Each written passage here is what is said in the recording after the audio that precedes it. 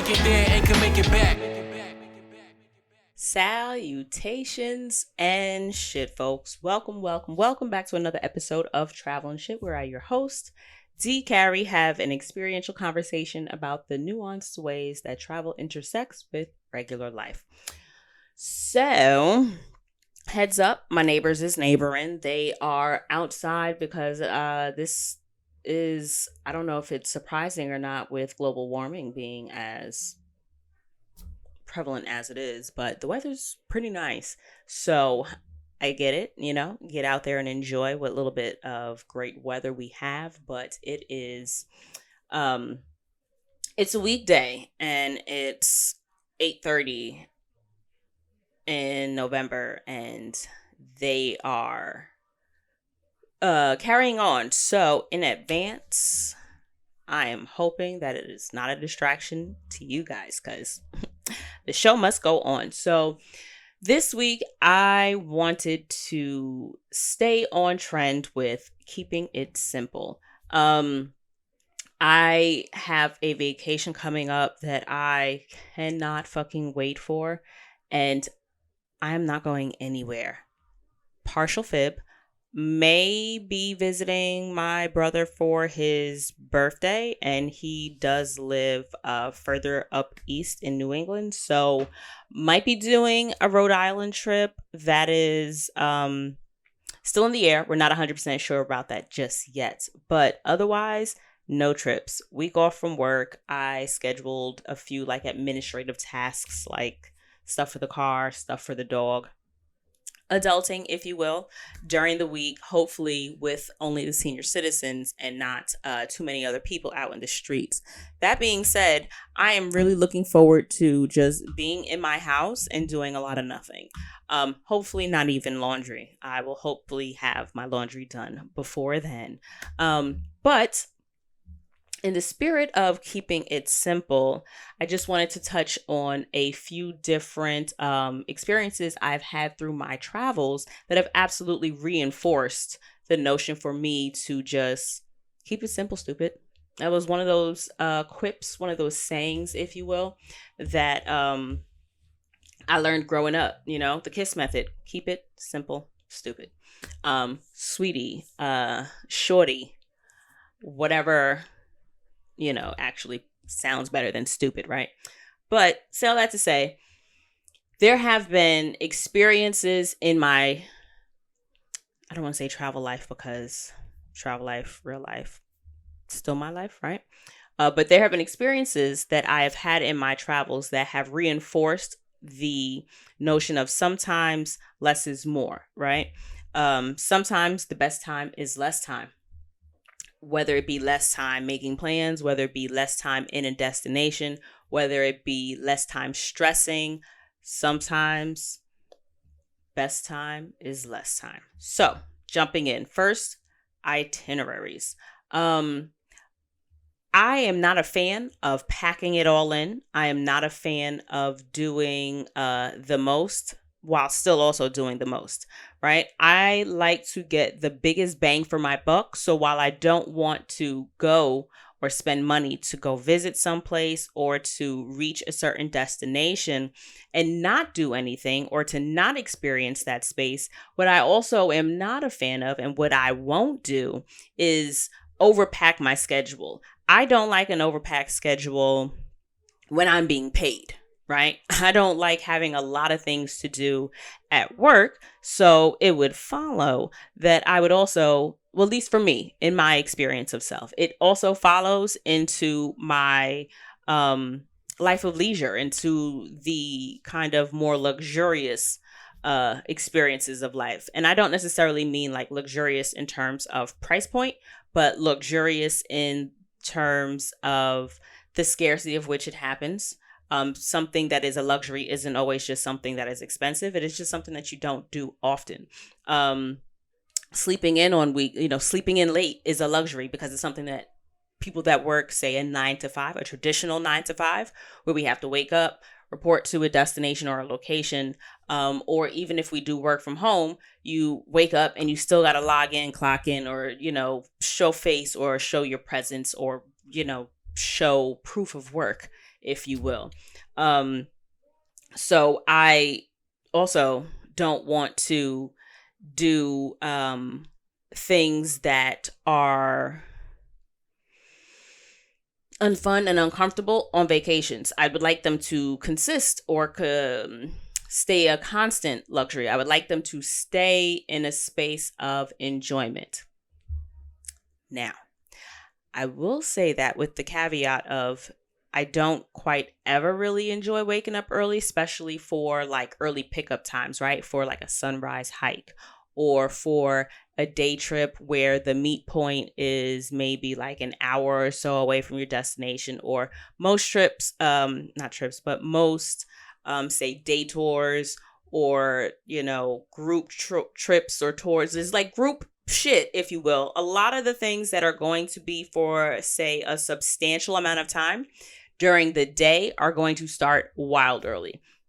I've had, midnight pickup times. Okay. I've had, and that was for a sunrise hike in Bali. I've had like 6 a.m. pickups. I've had a ton of like really early ones, and I've never enjoyed them, even though they are for things, activities, and events that I was looking forward to. I'm just, oddly enough, not a morning person, but I don't necessarily like the rigmarole of getting up before my body wakes me up. It's one thing if I just naturally wake up and then it's early and then I decide to just stay awake. It's another thing when I got to set an alarm and then get all my shit together and meet other people or like be someplace or somewhere for something. That being what it is, I don't necessarily think that a, packed itinerary or a packed week, something every single day of the week works best for me. You're going to know yourself, right? I get the whole, like I said, you didn't spend all this money to get here to not do anything. Whereas at the same time, though, you also didn't spend all this money to now go to work. You didn't spend all this money to now exhaust yourself to the point of not enjoying yourself. So I, don't really like to overpack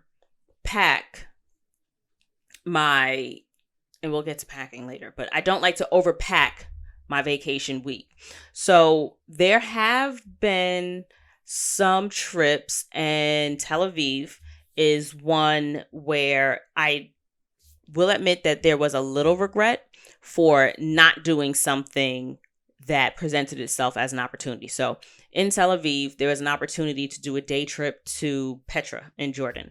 And I was interested. However, I was looking at booking this trip from the very comfy realm of my bed on that trip, and the weather was bad where I was trying to check the weather over in Petra. It was going to be a little cold. There was going to be a stop at the Dead Sea, so it was just like, am I going to go swimming and it's only like 60-70 degrees?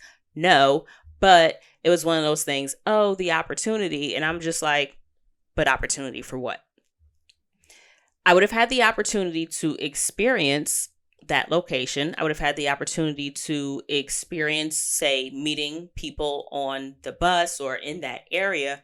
But I also had to realize, and I'm glad that I did, I had to realize that I was also balancing and choosing between the experience of Petra and the experience of Tel Aviv. So one of the things that I think sometimes I would overlook is that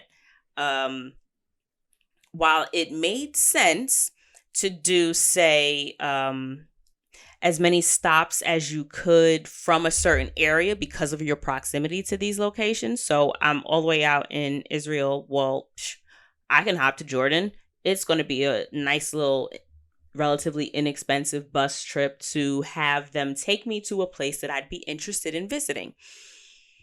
But I was fucking exhausted. I was so tired. Like, I'd spent so much mental, and then also you got to realize, what all are you doing to get to where you're located? If you end up having connecting flights, if you end up having delays, if you end up having to, or deciding to, say, take the bus or the train from the airport to your Airbnb, Those are all things that have the potential to take a toll on your energy levels on your trip. And that being the case, you don't want to overpack your schedule with something to do every day. And in hindsight, I do not regret not going to Petra because I don't think, one, I would have gotten the experience that I would have wanted to necessarily have had the best outlook on that part of the trip. One, because I was already tired, but then two, because of the weather. Like the things that I wanted to do were not conducive really to the space or the time that I was out there. And I also had to check in with myself and realize, bitch, you're tired. I ended up I took the bus and train, I think, from the airport, and navigating that foreign soil, navigating the unfamiliar territory was a bit of it was a tire. It wasn't wildly difficult. Figured it out. You ask enough questions, you smile and Google Translate, or, you just smile and speak in English, and plenty of people spoke English. But I don't regret not going in the now of things. A little closer to the trip, I was kind of beating myself up. Well, there was an opportunity to see another part of the world, but the opportunity to take care of myself presented itself, and I took it. And I ended up having a great time in fucking Tel Aviv anyway. And what was great about Tel Aviv is I did not have anything planned, I don't think. I just went to a bunch of local restaurants. I walked around. I explored the neighborhood I was in. I am a fan for leaving empty days. Now, Tel Aviv was, I think, maybe 2 full days, 3 nights, or 3 days. I think it was 3 nights and 2 days or whatever. Yeah, that feels about right. I think it was 3 days and 2 nights. So I had a great time. I explored local shops. There was an area that had a bunch of, like, I don't want to say outdoor stores, but the stores didn't really have, they were storefronts without fronts. So it was kind of like a bazaar or a market area, and I was right next to a really large open market that they have in the area. But while I was there, I never got up early enough to really experience the fullness of the market like we did in Canada, where we were in Montreal. Actually both spots in Canada, Jean Talon in Montreal, and was it Jean Talon? And then what was this? I don't remember what the name of the spot was in Toronto, but Toronto, Montreal, they were both markets. One was indoor, one was outdoor. But either way, there was a market similar to that in Tel Aviv, and I didn't get to experience it during the height of it, during like the daytime, because I was doing something during the day. And by the time I got back to where I was, whether it was sleeping during the day or I was just like someplace else, it was basically shut down. So like the food vendors and all that shit had gone. But still, I got to walk the area and see who all was over there, what was going on. But I preferred to leave the first day and then the 3rd or 4th day free. Nothing planned.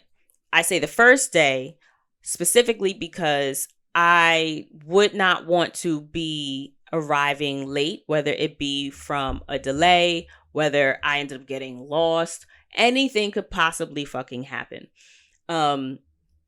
I don't like planning anything for the first day because I don't know what my experience getting there is going to look like. And I don't want to lose out on any money or experiences because I, wasn't able to make it there due to unforeseen events. Now, if I knew I had, say, like a 6 a.m. or like an 8 a.m. arrival, if I knew I was going to land someplace super early, I might plan for something in the late afternoon or in the evening. But in terms of doing something like an all day kind of thing, nah, let me leave a window. Let me leave some space so that I can get in, check out where I'm staying, really get a feel for the area that I'm in. What if there's a holdup with checking in? What if there are particular issues that need to be resolved immediately. And now all of a sudden I'm committed to doing something elsewhere. And now I got to communicate with, say, the Airbnb host or hotel concierge, hotel front desk, and then with whomever I booked the accommodation with, so that I can kind of say, hey, I'll be there late, or hey, I need this fixed, but I won't be there to make sure that it's fixed appropriately. You see what I'm saying? Like, I don't like leaving that to chance. And then I like to save day 3 or 4 for nothing, because I just had the first and second day to kind of figure out what all is going on. What do I like in the area? Have I heard anything from locals? If I had something scheduled on day 2, did I learn anything from my tour guide? There are so many opportunities that present themselves by chance. And I like to make myself available for chance. I like to leave myself open for opportunities that I was not expecting. So in my planning, I don't like to do a lot, because I want there to be fewer ways for things to go wrong. And I also want there to be more ways for things to go right. I do like a plan, but I like a loose plan. I like a plan that has flexibility, so that if my feelings on the day change, if the weather ends up changing, if I am for some reason just not in the mood to be in water, then I'm not committed to doing a, scuba diving lesson. Or if I'm not, committed to doing a 4-hour hike, that's not going to be on the first day or on the third day, perhaps, unless I get there on the first day and I see, oh, wow, this is available to me. Now I can take it up, because I see what the surroundings are. I see who all is going to be there. The energy hits me different when I get there. And I like to read that before I dictate and decide what I do with every single day. Do I plan things in advance? Of the fuck course I do. But I do not like having something planned all day, every day. I've got to have some kind of time in the day where there is time to just explore or be spontaneous. But oddly enough, I will schedule the spontaneity. Like, I'll have a morning free and then do something in the afternoon, or vice versa. So that works for me. And that is something that I had to learn through experience. I don't want to say that I'm two different people when I travel versus when I'm home, but I tend to have different priorities. So I've had to learn to understand that, and also give myself grace for realizing the differences, right? I also have to check in with what's going on in my life at home. Am I well rested and ready to just jump in and explore? And I might want to do something every day. But the point is, I may not always know what those things are every day. And until I know exactly what it is, I like to have the opportunity to decide what that is when I know. And instead of committing to things that I can't cancel or that I can't get refunds for, I like to leave that space to let it happen organically. So let's see. That is the itinerary part. In terms of stops, so this one is kind of similar to the itinerary point, but this kind of applies mostly, I would say more strongly, for road trips. Boyfriend and I took, I want to say like 7 different road trips. I want to say that's been within the last 2 years or so. That being the case, our most recent road trip was actually probably the most edited trip. We had this grandiose plan of doing so many cities in like 7 days time. We ended up saying we're going to pause on the money. We wanted to save more money, because what we were anticipating on doing when we started looking, we didn't book a lot of it until late. And then the price for accommodations was really what was just like, oh, so y'all want like $250 for some place that we'd be comfortable staying per night. And we was thinking about 3 nights here. That's enough, because we're not spending that. So we ended up cutting the weekend out of our trip. We were initially going to leave, say, Friday night, early Saturday morning, and then come back, say, early Saturday morning. So we were going to go like a Saturday to Saturday. What we ended up doing was cutting out at least 2 cities and 3 days of the trip. So we left on the Monday. Instead of doing Pittsburgh and Cleveland overnight, we ended up just stopping in Cleveland to eat and then doing Detroit. When I tell y'all that shift, we cut out Pittsburgh, we cut out an extended stay in Cleveland, and we also cut out, I keep wanting to say Locust Manor, and that's because there's a Long Island Railroad stop that I'm familiar with that's called Locust Manor. But it was I think it was Livingston Manor. It's like a small town between Buffalo and New York City. It would have just cut that drive up for us so that we weren't driving the full way from Buffalo. But we ended up cutting those 3 cities out, which is a road trip in and of itself, because we just didn't want to spend that many days on the road, but also we didn't want to spend that much. And it just made sense to keep the big parts of the trip. Like, we weren't going to not go to Detroit, and we weren't going to not go to motherfucking Toronto or Buffalo. So those were the shining stars. Those were the main cities. We ended up having to just reevaluate what that trip was going to look like and kind of prioritize peace of mind. It's not that we could not have still done all of those destinations that we wanted, but how would we have been able to do it? Would we have been able to enjoy as many spots as we did? And initially we thought we would, because in our heads it was just like, all right, we'll drive to Pittsburgh, stay overnight in Pittsburgh, drive to Cleveland, stay overnight in Cleveland. And it's like, Pittsburgh is maybe 6-7 hours away. So a 6-7 hour drive early enough in the morning.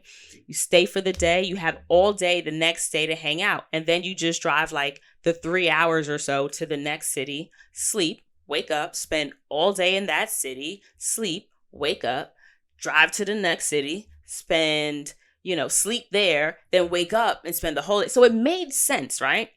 But when we finished the trip, and we looked back, we were like, yo, we actually got to rest. We actually got to enjoy the different cities that we did stop in, because we didn't commit to doing more than, at the time, we didn't really consider it more than what we could do, but we didn't commit to more than would be, I don't want to say reasonable either, because I think it would still be reasonable to do all of that.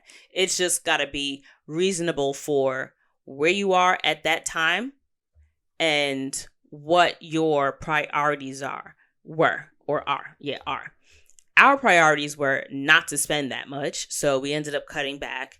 And then our priorities were we also just drove someplace like a month ago. Maybe we don't necessarily need to commit to doing another 27 hours worth of driving in the next 7 days.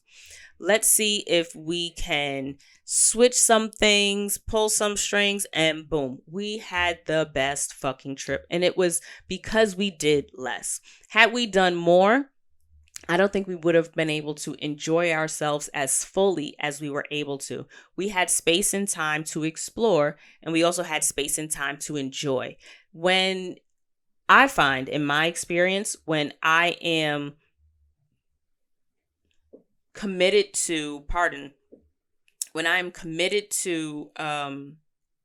doing too much, it doesn't allow me space to I don't want to say daydream, because that's not exactly what I mean.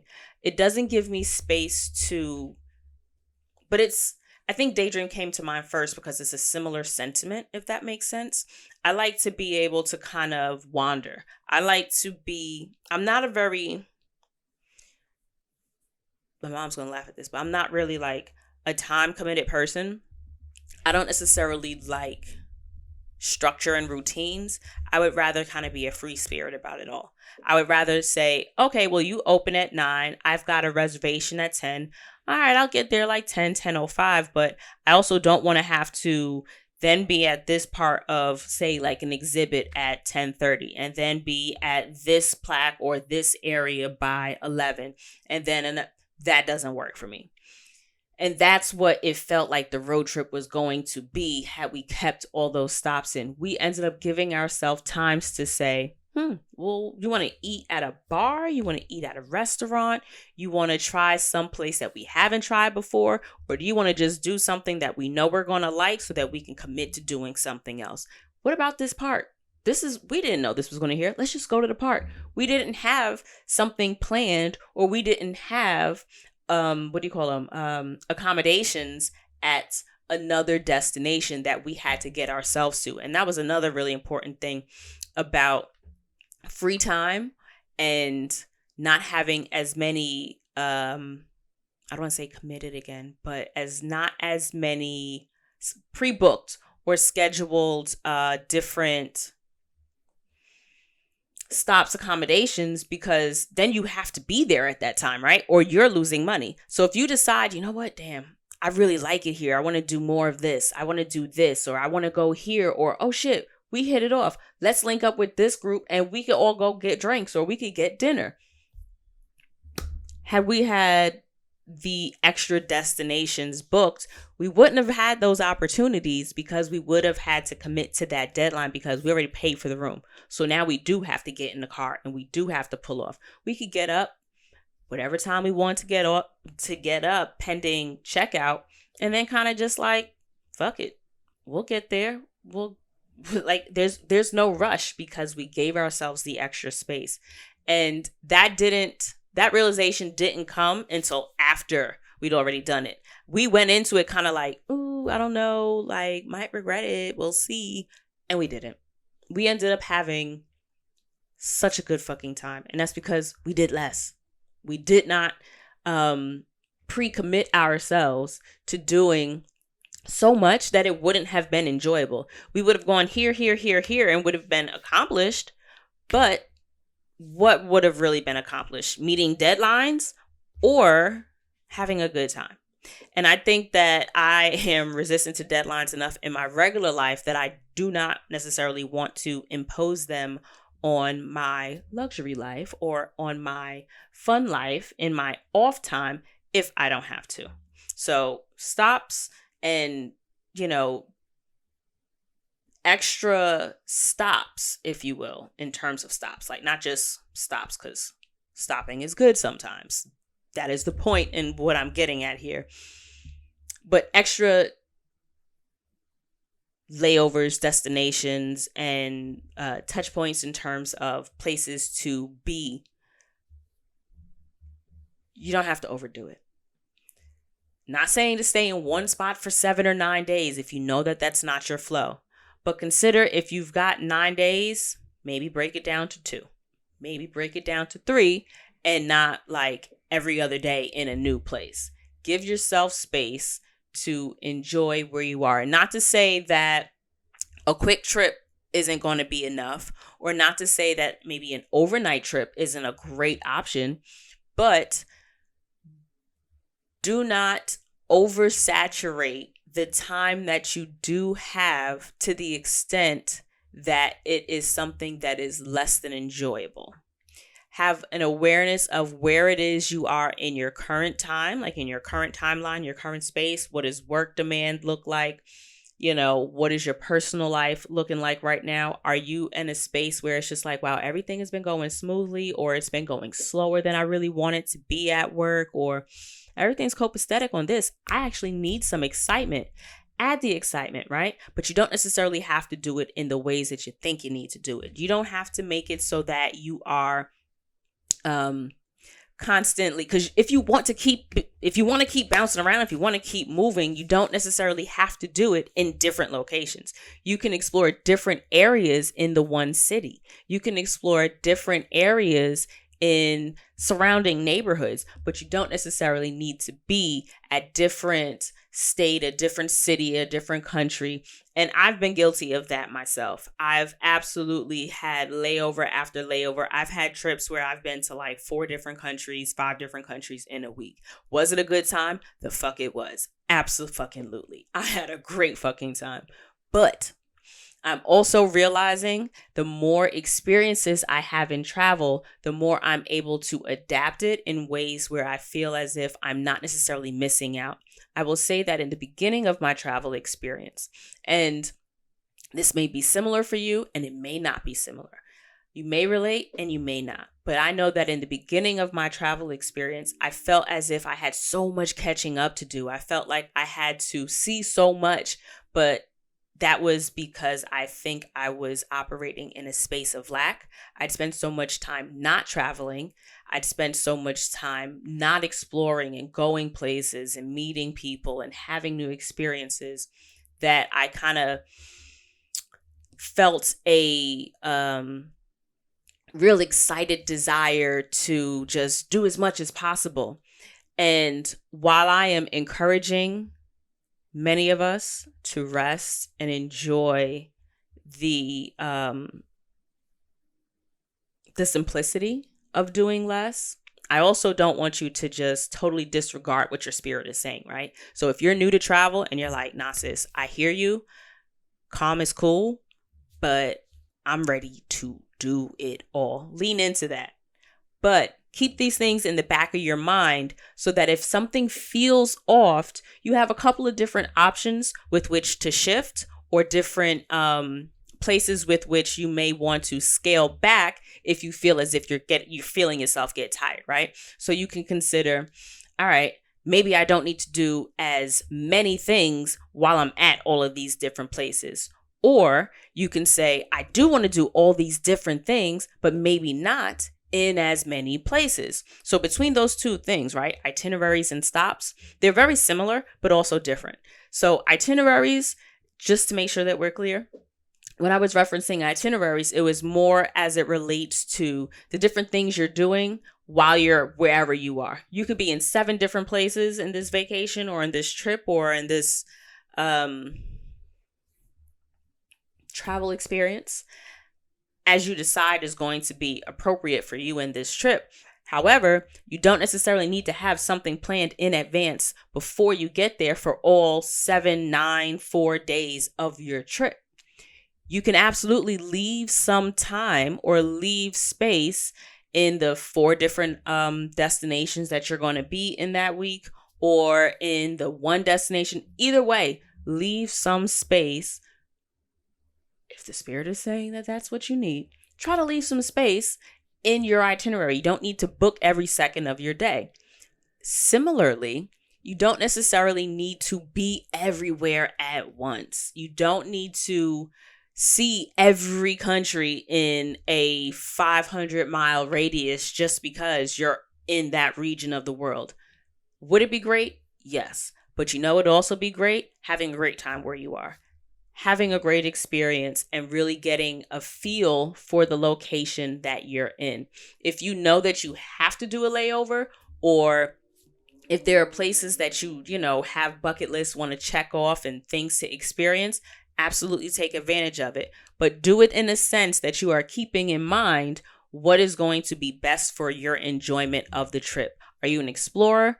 Are you someone that wants to be able to eat all the things? Are you someone that wants to be able to have enough time outside? You got to consider all these desires and wants and personal preferences so that you can kind of navigate between the stops and the itinerary part to see whether or not you want to do more stops and do less in all the stops and just be in these spaces, or maybe you want to do fewer stops but more in those stops. Like if you're only doing 2 different cities in the week, you might want to pack in all the activities that you can do.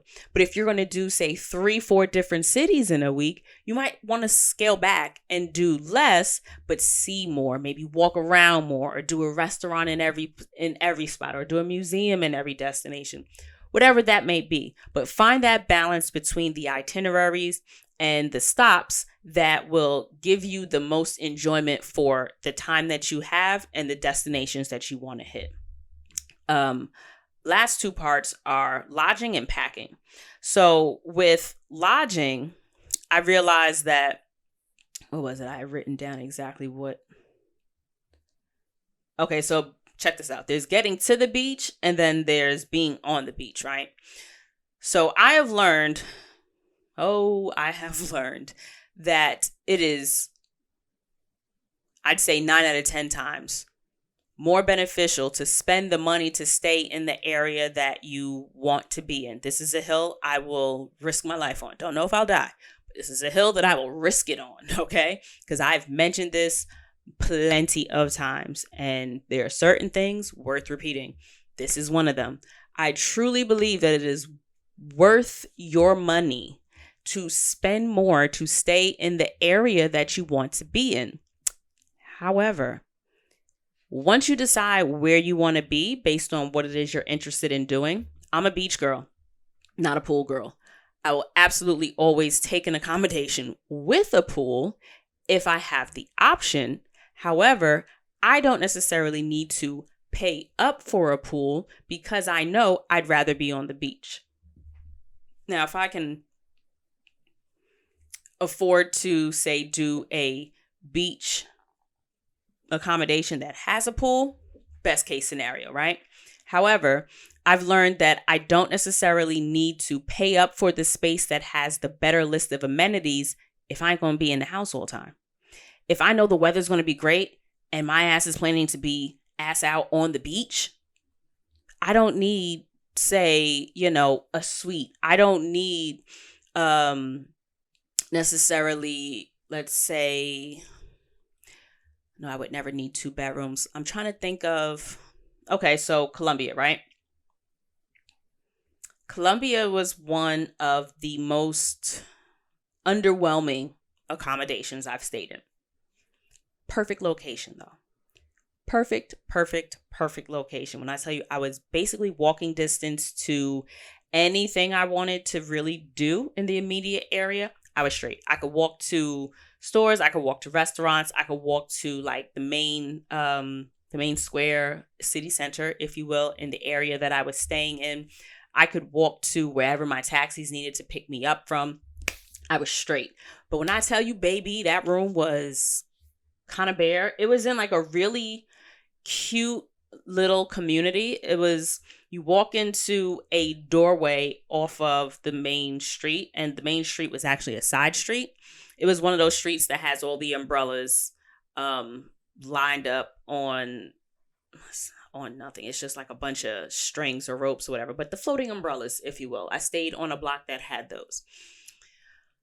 I'm going to hold you, but I thought that there was like only 1 or 2 blocks that had that. I realized that it actually exists in a couple of different places. But the room that I stayed in, you walk in or into like the gated area. It's like a gate. So imagine a side street, and instead of just like doors to individual houses, there's like some of those like doors to houses, but then there are also just like gates that you kind of like a front, it's hard to explain, like front gate to walk into another small community. And then you get into the small community, and it was beautiful. There was murals and there were tons and tons of plants, gorgeous. And then there are apartments within that little gated space. So the apartment I stayed in, there was nothing wrong with the apartment per se. It's just that it was very, I'd say, unimpressive, if you were. There weren't many extra accommodations. There weren't any like special touches or anything of that nature. I won't say it wasn't clean, but it also just was kind of like, okay. I think there was like a hole, or like paint was feeling it. One of the walls in the bedroom was just like, oh, you left that out the picture. And there was like, I think I had like a futon, a table. Lackluster, y'all. That's the point. But it didn't matter, because guess what? I wasn't in the fucking room. I was basically paying for the location, because y'all know about Barcelona, where I had the best priced location. Really cute spot. I had a great little mini bar. I had a washer dryer in the room. What the fuck do I need a washer dryer for? I'm here for 3 days. I can bring my shit home and wash it. That would have been a perfect, like, I don't need to pay for an accommodation that will have a washer dryer, a dishwasher, necessarily a mini bar. Mini bar is great, but I could go to the store and buy some beer. I could pick up a bottle of wine or something, or a bottle of alcohol from the airport on my way out. Like, there are other ways to accomplish accommodations and wants, and to acquire is a better word than accomplish. But there are better ways to get things that you would want to have at your disposal on your stay than to pay up for them to kind of be included in your housing. So I have found that as long as I get to the area that I am in, I can keep it very simple. I don't mean to say like that I will do, say, a room at an Airbnb. I think that I have kind of graduated from shared spaces.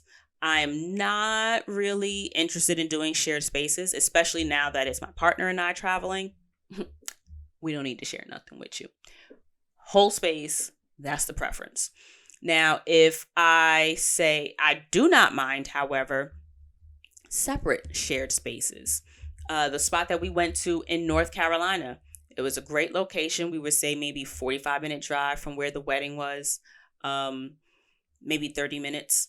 And it had all the nice little touches of home. It was chef's kiss. Fucking loved it. But in contrast to that, no, not in contrast. There was another really good one. The spot in Atlanta I just went to was also like somewhat perfectly located. Like I've had some really good luck after that experience in Barcelona where I was in the middle of nothing. Gorgeous.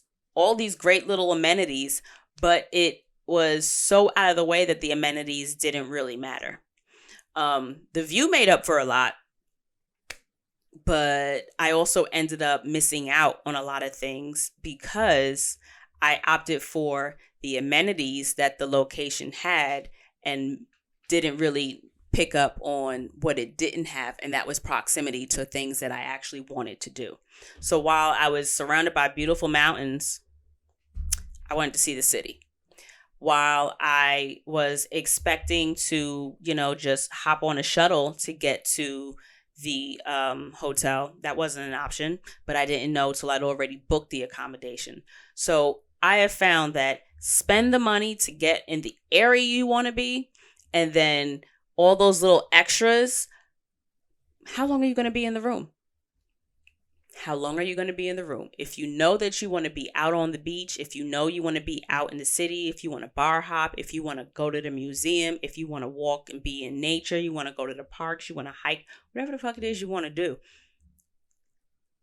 Is it conducive to spending more on a space that you may not even really get to enjoy the way you would want to? You pick an Airbnb that's got an incredible kitchen. Are you using the kitchen? I'd rather have a really great bathroom because I'm absolutely going to use the bathroom multiple times. So I would rather have some place that has a kick-ass bathroom and then an okay kitchen. I'm okay with a kitchenette, especially if I know I'm not fucking cooking. I don't want to get to a destination and not enjoy and try new foods. So a kitchenette, cool with me. I want a microwave and I want a mini fridge at least so that I can put leftovers in there. I can reheat leftovers. If I have drinks, snacks, anything like that, I can keep them in there without bugs and, them spoiling and going bad and such. But I've learned not to really look into, wow, this has got a beautiful, I don't need a garage. You know what I mean? In certain places, I don't need a parking spot. I don't need to pay more for a parking spot. I don't need to pay more, say, for a dedicated working space. Sometimes boyfriend does, end up benefiting from a working space because he's a remote worker. But for the most part, spending up on those things, I've learned that it is not necessarily something that I have to spend too much time stressing over. Let me decide what area I want to be in, and then I'll find something that will do in that space because I intend to be outside, even in conjunction with the leaving a day open. Leaving a day open doesn't necessarily mean that you have to lay in bed. I can if I want, or I can lay out on the terrace or on the balcony or the garden or the patio, because I love a good outdoor space in a booking. That is something that I know I will pay up for, but I know that I'll pay up for it because one, I want to have, say, coffee or breakfast outside. Or I know that I'm particularly saving a day or two to not do anything. And if I can make the patio or the balcony part of what my daily activities are going to be, I'm already paying for that one time. I'm not going to make it more complicated than it needs to be. If I know I'm going to spend more time outside of the room, like if I'm going to a destination for a particular activity, or if I'm going to meet with somebody, or if there's something that needs to be accomplished, I'll need the rigmarole and all the hoopla in the room. If I know that this is an area where there's not too much else other than, say, dinner and the beach, or dinner and, I don't know, say like one activity or one event that we knew we were going to do, then maybe I would spend up for someplace that had something nearby that I wanted to do. Something like really good walking, like a walk score, so that there are bars, restaurants, spas, museums that I can walk to, as opposed to really expecting my accommodations to entertain me in my downtime. So lodging, I have stayed in places that when I got there was just like, oh my God, this is way less exciting than the pictures. And then realized, okay, but I was safe, it was clean, and I ain't really spend that much time in there. So really pay attention to how much time you think you're going to spend in there before you spend on something that you're not going to get the best bang for your buck for. And finally, packing. I never use everything that I pack, ever. So I really try to, again, keep it simple, sweetie. Maybe not stupid anymore, but keep it simple. I always pack underwear like I intend to shit myself 4 times a day. That's something I will never change. I will always over pack underwear.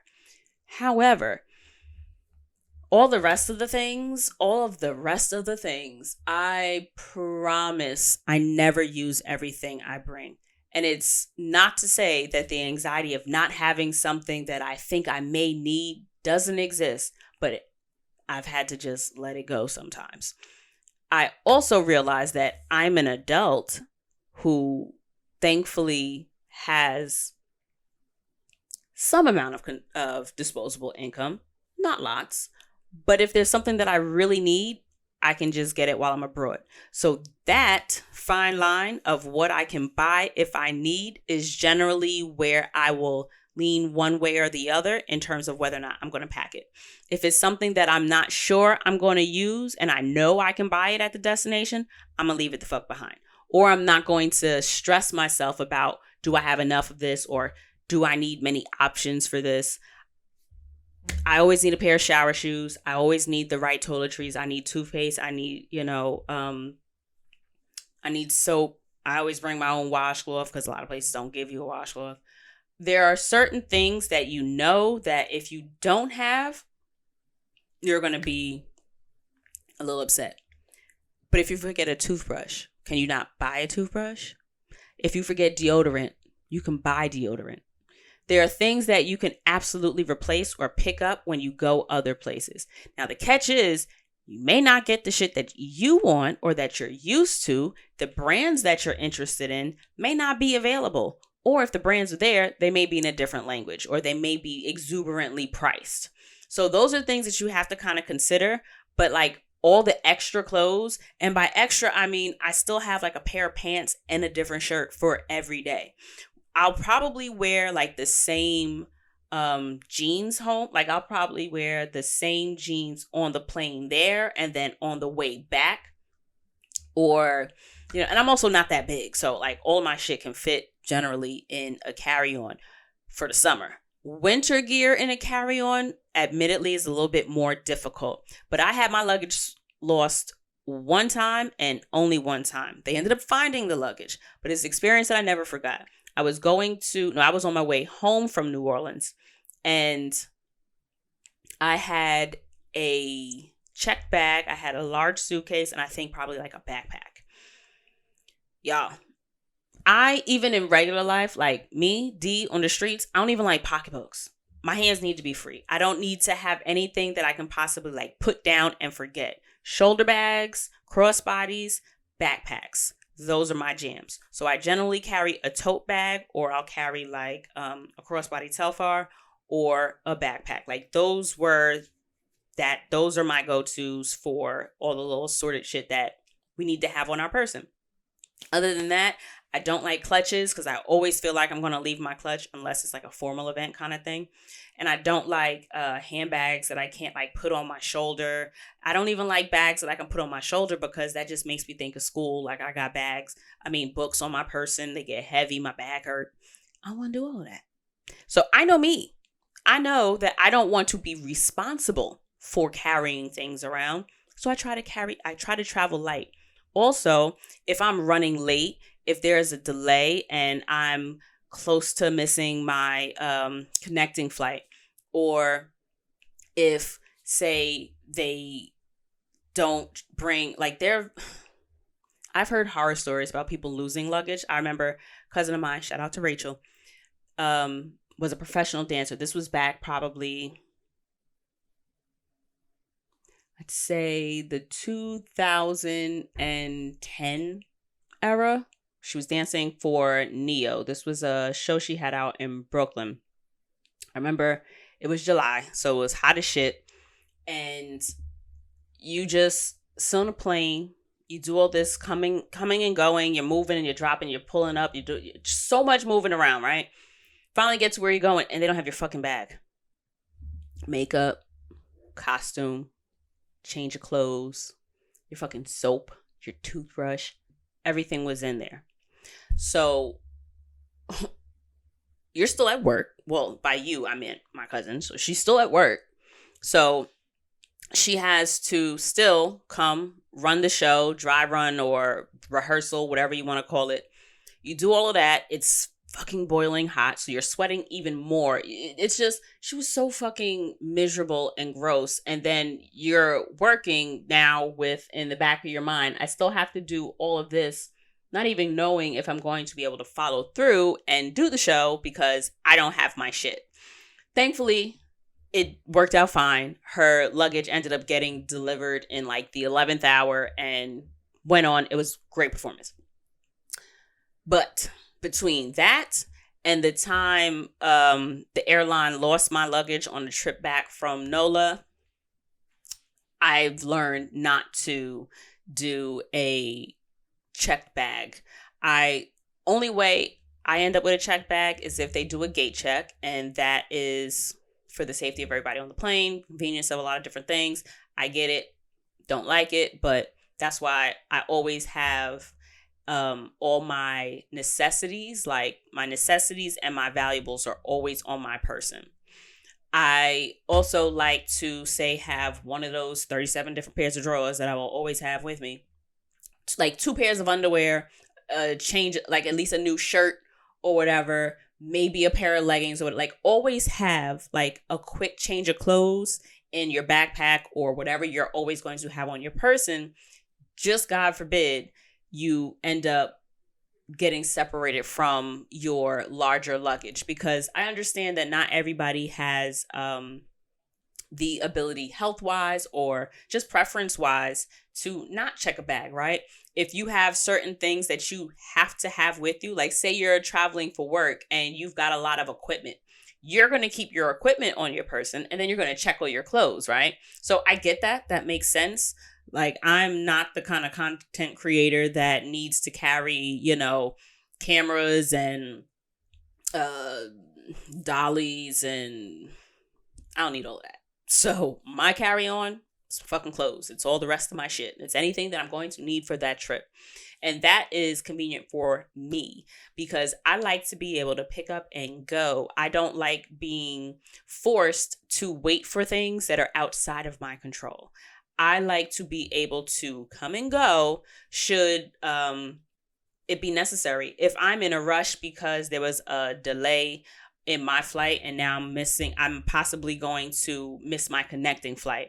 Or if I feel like, I don't even like carrying pocketbooks. Like, I am a crossbody tote bag backpack girl because I like my hands free. I like to be able to pick up, come, go, turn. If I got to run, I want to not feel like I'm going to, be burdened by something on my person. That's just my personal preference. And I also thankfully don't have any medical reasons that I have any devices or medications or anything that have to come with me. Even when I was a curly girl, when I had hair, if them products couldn't go in a travel size, honey, it wasn't coming. So if your bag if you need to have the extra wigs, if you need to have the extra shoes, sis, do what it is that would make your trip enjoyable and comfortable. But I implore you to, even in the case where you do need to check a bag, keep it simple. The stuff that you don't necessarily need gets checked, and the stuff that you absolutely will need, at least the majority of it, because I get that you need all your shit because it's your shit. So you always gonna need it. Like, that's not what I'm trying to say. But toothbrush, toothpaste, your toiletries, like your soap, your deodorant, your eye drops, your face wash, underwear, a change of clothes. Always have that on your person. Valuables on your person. Do not check them things. I don't know who goes through what. I've heard the stories, honey. We've all heard them. Don't be that girl. So I personally have made the life decision, and boyfriend's even better. Like, I swear this man could pack in a duffel bag or in a backpack. I don't care how far we go or how long we're going to be there. And he looks good every day. And he's got like options. I don't know how the fuck he does it that I can't pull it off. Like, he'll wear one pair of shoes the whole week and be good the whole week. And it's like, how come I couldn't pull that off? That's a partial lie. I can get away with one pair of shoes for the whole week. And that'll generally be because it's a pair of Chucks. And depending on the Chucks, they go with everything. But in a nutshell, keep it simple. Be able to check in with yourself and decide from past experience, whether they be travel or real life experiences, check in with yourself and see what it is that you need, what you don't need, what your past experiences have taught you about yourself, and the preferences that work best for you to commit to when making these travel decisions. And always, always, always keep in mind that travel is so much more than vacation, and give yourself the opportunity to grow and explore not just the destination, but yourself. And it's hard to do that if you are consistently committing to things and factors outside of you and outside of what is going to be the most enriching for you. And the way to figure that out is to ask yourself. And also remember to give yourself the space to change your mind. I can't believe I didn't bring that up earlier, but a lot of times I like to leave space for things to not be planned because I can be very indecisive, and I would like to be able to choose based on how I feel in that moment. I don't want to commit to, a tour of someplace if I don't know if I'm going to be tired, or I don't know what the weather is going to be like. And I know that this tour is, a lot of walking, or if it's outside all day. I want to know that if this is a place that has iffy weather, that I'm not going to be $200 into an event that I can't get my money back from. And the hosts, a lot of times they probably used to just being outside in the rain, if that is what is natural to that environment. So always remember to check in with self. And when all else fails, keep it simple, sweetie. All right, y'all. So that is it for this week. And I will see you guys next week. Bye, y'all.